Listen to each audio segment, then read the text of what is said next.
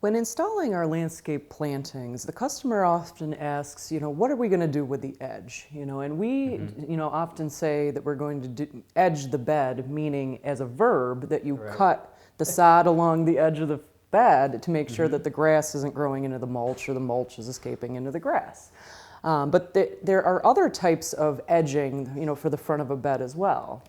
Yes, and we like one particular kind that we'll get to, but we want to talk about some of the issues with a lot of edgings. And first of all, in this particular case here, the people have used plastic edging and stone edging.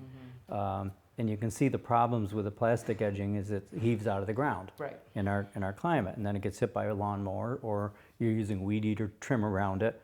And in this particular case where you got the stone and the edging, you get weeds down between the stone and the edge.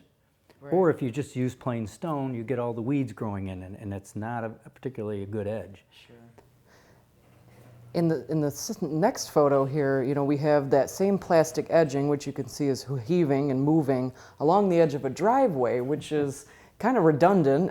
The driveway is the edge, so I'm not quite sure, what the intent was there. You really don't need it at all. It's kind of senseless, and again, that gives you that little spot where the weeds are going to grow. Sure. And in the next photo, that really portrays what we see with the plastic edging a lot. You've got a lot of waving to it. Whole sections are heaving and moving. Then you're trying to reset that, and it's not matching the other end of the bed, and it really doesn't work in a high frost heave area like ours. Yeah. So our solution is to use what we call a paver edge, and we like to use this Brussels paver, which has a smooth side with no spacers on it, and it's tumbled. We set that down in the ground.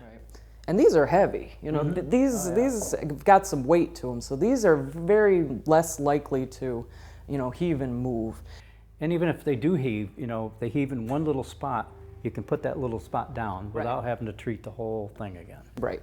And these pavers, you can bury as much or as little in the ground as you'd like, and often we like to make it so that you can mow right over it, so we'll put a fair amount of this paver down in the ground.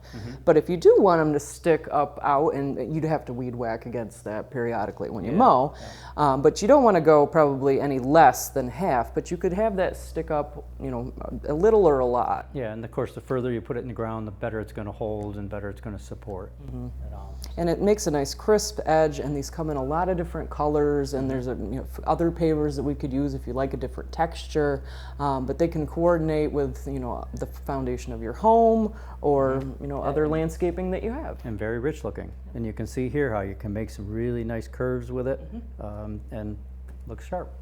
Okay. So thank you for joining us today as we discuss landscape edging. I'm Liz Snyder. And I'm Jim Hotelling, the Home Gardeners from Hillside Garden Landscaping.